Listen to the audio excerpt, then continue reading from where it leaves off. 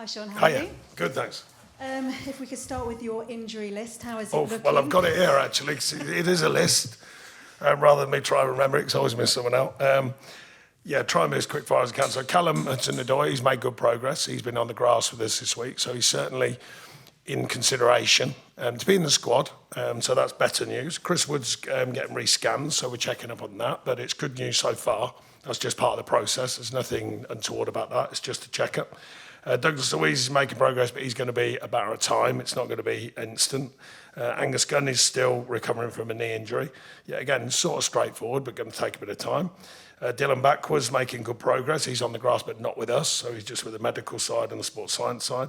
Ola Aina's very similar. And Zinchenko, he's making progress yet again with the sports science team, not with and the physios, not with us. The young keeper Aaron Bott, he's making progress, but he's a longer term. So we've still got a bit of a list. So out of that list, just Callum Hudson-Odoi who's got a chance? Yep, that's at the moment. Yeah, and he's around it. I mean, if the next, obviously, today's gone well and he feels okay, tomorrow goes well, and at least we can think about him being back in the fold in the group. So that'll be a positive. A really big, crucial win before the international break. Mm-hmm. Does the gap between then and now kind of take away any sort of momentum from that win? Well, we don't know until the whistle blows. I think, excuse me, on this occasion, probably a break was needed in the sense of not the physical side of the game, but us giving ourselves a bit more time with the players, although many go away. But the injuries, and it's a game period when you haven't got them games, so at least when they're not missing games whilst they recover. So good in that sense. We're building a feeling amongst the group that we think is positive, and I think there were good signs after the Leeds game of that feeling, not just with the performance, but the result, but also the connection that you get after the game, and that good feeling in the camp, and also around the club, and et cetera, et cetera. So it's been nice in that respect, of that couple of weeks. The players have come back mostly unharmed from the internationals, which is good as well. So, yeah, I mean, look, we're trying to keep everyone with that momentum and that feel-good factor that winning brings. So we look to go and deliver again, of course. One player who, again, has been making headlines and a lot of noise about him over the international break is Elliot Anderson. Having worked with him on a daily basis, just what is his ceiling? How far can he go? He's a good player. I mean, he's got everything in front of him. I've spoken to him about what I call the nuts and bolts of his performances, but not at any length. I remember we had a similar thing with Jared Branthwaite, and they used to talk to me about coaching him. I said he doesn't need it at the moment. Less is more, I think, for him. He's naturally going about his business the right way. He's learning the game as he goes. So input is, over-coaching someone is you've got to be careful with. I don't think he needs that at the moment. We're allowing him to go and play. Just giving some guidance and some pointers. That's it, really. I'm enjoying, what he's about. I'm enjoying his performances. He's got a little edge to him in training when I quiz him about him moaning all the time. So I have a laugh with him about that. But he's a very good player, and he's a good person as well, and I like that mixture. No, it's nothing to do with me. That's the powers that be. They run the club on the financial side. I'm sure they'll ask my opinion about the situation, if any situation is needed, not just about him, about all the players here. Liverpool next. What have you made to their form, their current position in the league right now? Well, overall, Arne Slot came in and had a magnificent season last season. We know that, and the team. They've made adjustments, they've spent money, but it just goes straight in a way. It's refreshing, I think, in the sense it's not that, you can't, it's not just a given that you spend some money and it all works. But be assured, I've already spoke to our players and said, look, don't think they're suddenly bad players or bad team and all that. Media's job is to stir up a bit of energy, good or bad, about teams, But no, they're a good outfit without a shadow of a doubt. They've just had a bit of a tough spell, and that can happen. An indifferent spell, really. People forget, you beat Real and everyone's buzzing, and then you lose against Man City, and it kind of flattens it out again. That can happen. But they're still a top side, so I've never thought any other than when you play these sides, you've got to be ready. Can you discount them from the title race? No. Trust me, I'm more interested in our race, which is not the title at this time. You never know in the future, but not at this time. I'm more interested in what we're doing.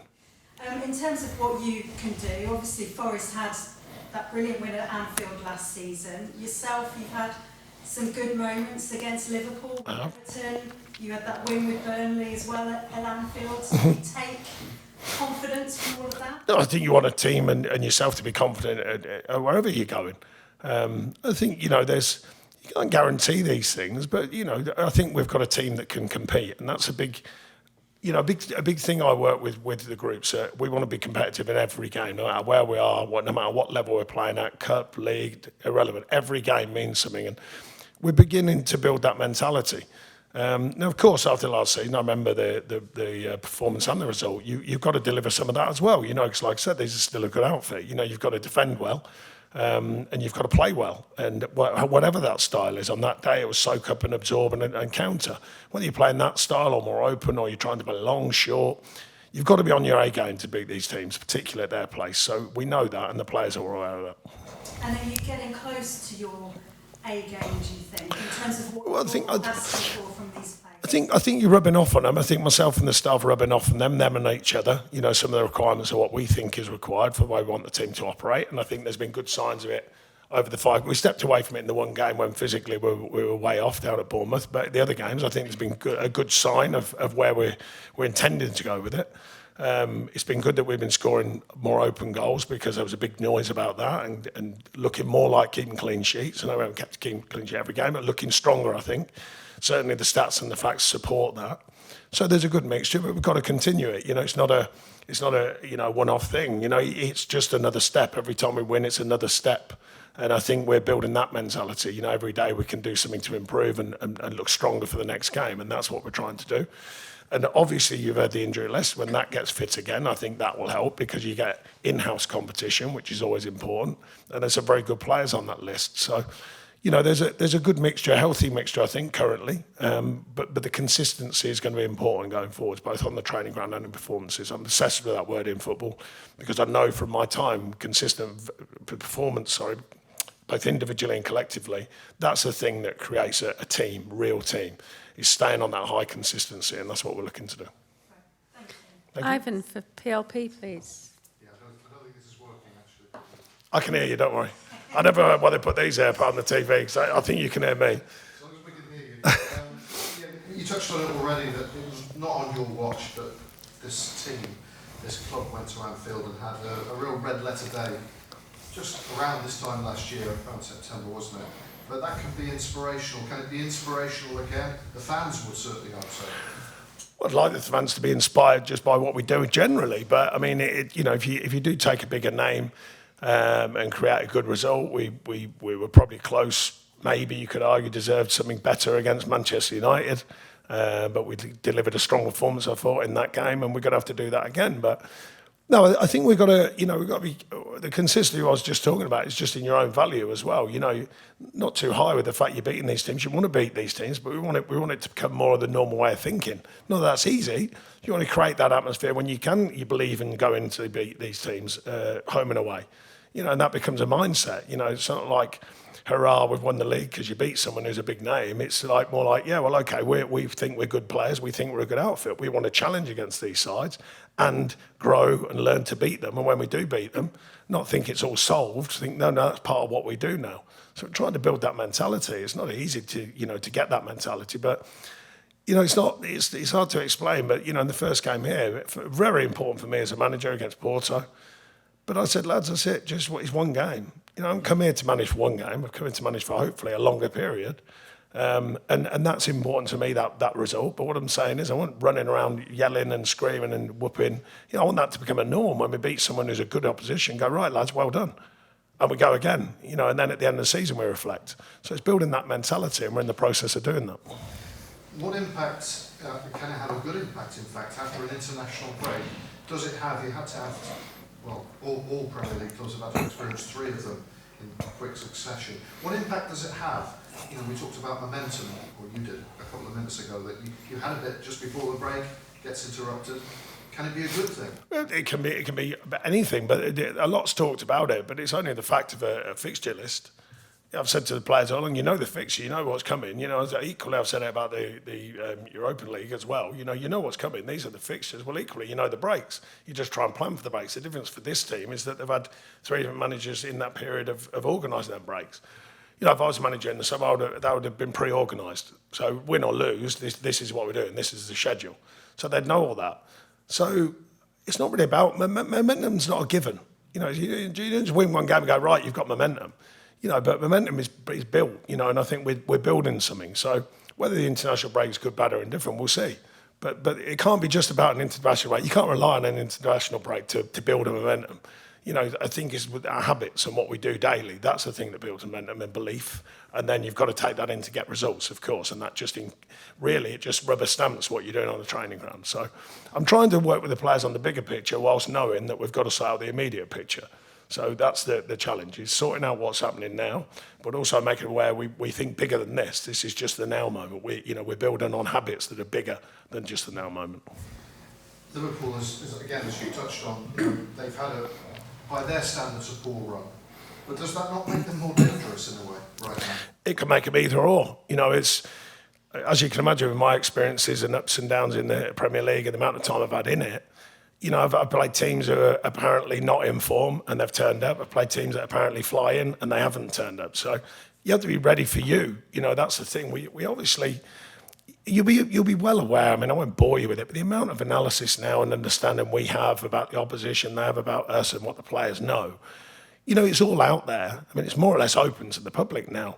But it still comes down to when the whistle blows. You know, you can only prep so much, and it comes down to your team playing better than the opposition, or a twist of fate, maybe, and, you know, things can go for you, against you, of course. But generally, it still comes down to performance. Not really just try and zone in on that. I've been saying it for years. One day people will believe me, I think. Right. Well, there's been terrific PR from the moment you walked through the door. I remember seeing so much that week to maybe re-engage the supporters with the club after a difficult few weeks. A few weeks in now, it's not a time to reflect, but if you can reflect on your first, a month or so, you've been around the place. I saw a little article that Ian Wong was talking about them waiting for you to come back, having done the deal, and the reaction that you all had at getting the jobs. A few weeks in, what's your reflections? Has it lived up to what I think all I've ever tried to be is authentic. You know, good or bad, whatever people think, Marmite and all that, I've had it all. But I just try to be authentic about what I believe and about what I stand for, and my staff too. I speak on their behalf often, and the players and the club. And in this case, it's Nottingham Forest. It means more to us as a collective group of staff for the obvious reasons. You know, I think people would know that. And that's authentic. So, yeah, they were going, any danger? Are you getting on with it or what? And I was going, well, you won't be saying that until they're done, are you? And then the contracts, and they'd be going, why didn't you get this? And I'd say, well, you say get on with it. So I was just making sure things were done properly and appropriately. So when they're done, that gets cleared out and we get on with work.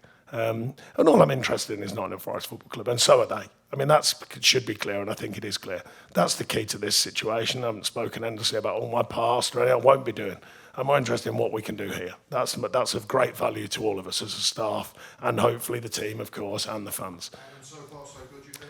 Yeah, I think that there's certainly steps in the right direction to reconnect. I mean, I must make it clear, it's not like it's broken. You know, the Forest fans are pretty fair. They've stood by this club at ups and downs and ins and outs many years outside of the big time and all of that.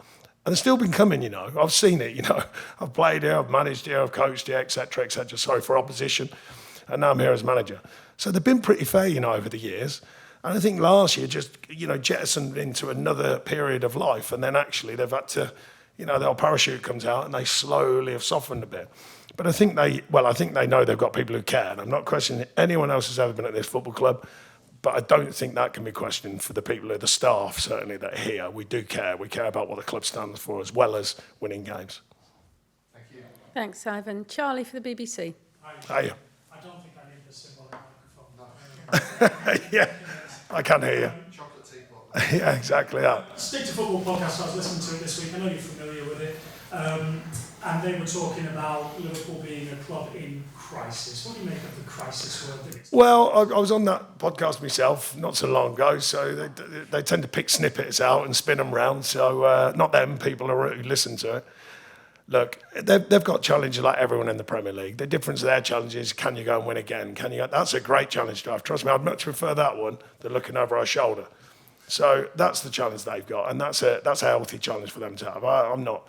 I'm certainly not going to be asking questions of Liverpool Football Club, and I don't ask questions of any football club, actually, if you think about it. Very rarely I question others, because I'm more interested in this football club, what we stand for and what we're doing. You mentioned Chris Wood and the latest in his return from injury. Can we drill down a little bit more into that? How long is the sort of time? It's just a settling period on a knee injury. It's a grumbling knee. It's nothing too serious at this time, but serious enough to stop him from loading it, basically. Excuse me. Loading being daily impact, daily training, and it's settling down. So we're just getting part of the recovery period is just to rescan and check where it's at. He's feeling good in himself, which is always a good sign. We're managing to keep some of his fitness levels up, which is good in the gym and stuff like that, and deloading his knee. But it's nothing serious at this stage. But it has just taken a bit of a period to calm down. So we're hoping we're towards the end of that period. Back by the end of the month. We'll see. And then the pair of you, to be fair, given how well you linked up when you were at Burnley, you must be so eager to be reunited on the pitch. Yeah, I mean, he's turned into a football, a deeper football man, if you like, in the sense that, he was still learning, really earning his spurs, and then he went off to Newcastle, didn't go as well, still played his part in the pretty, awkward period, turning it around, and then came in, was questioned heavily here, whereas now he's not been questioned. He's a fantastic, player that he's become. And I think that's the key, he's become that, not from me. We maybe helped him along the way back then, but he's rounded himself off, and he's a very strong professional now, not just his ability, but his actual professionalism, his understanding. And that last year, I marvelled at his pressing, his defending from the front. We had to work a lot with him on that. He had Ashley Barnes next to him, who did that brilliantly at Burnley. He's improved that no end, and that's credit to him, not to me. So yes, he'd be a good figure to have back. Why wouldn't he be? But particularly with his goal-scoring ability as well. On the other hand, it's given opportunities for others. And they've done well themselves. I thought Ty was terrific when he came on. Unfortunately, we've lost him with a bit of an injury. So we'll see how that settles down. It's settling at the moment.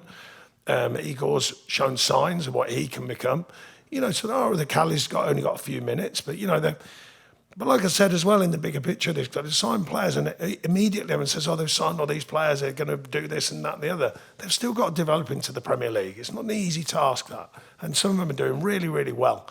What I've seen, the way they're adapting to what the Premier League brings. So there are challenges for these guys, but there are good signs of what we're looking to do here.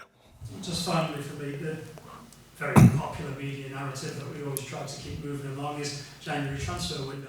Of course, incredibly popular at all times of the year. Yeah, quite. And there was talk about Anderson before and potential outgoings. Have you started to plan for potential income? I mean, look, the thing is that the club's shown that down the last few years they're willing to invest when they need to.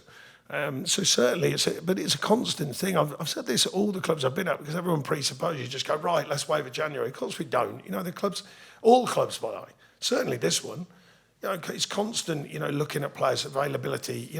It's always looking at the shifting sands of football, who's moving where, who's doing what, agents all doing their business, all aligning, different opportunities. So it is a constant now, and that's, like I said, that's a football opinion. That's not just Nottingham Forest Football Club. That's a football opinion. I've been around a bit, and every man you speak to always thinking, wondering, tinkering. What could we do? And sometimes you sit tight because the market says that you can't do anything. So you've got to be open-minded to the market. But this club certainly have shown they are open to the market in different ways and shapes and forms. When signing or selling players, it's been quite apparent that they will do that when they need to. Thanks for your time. Thank you. Cheers. Thank you.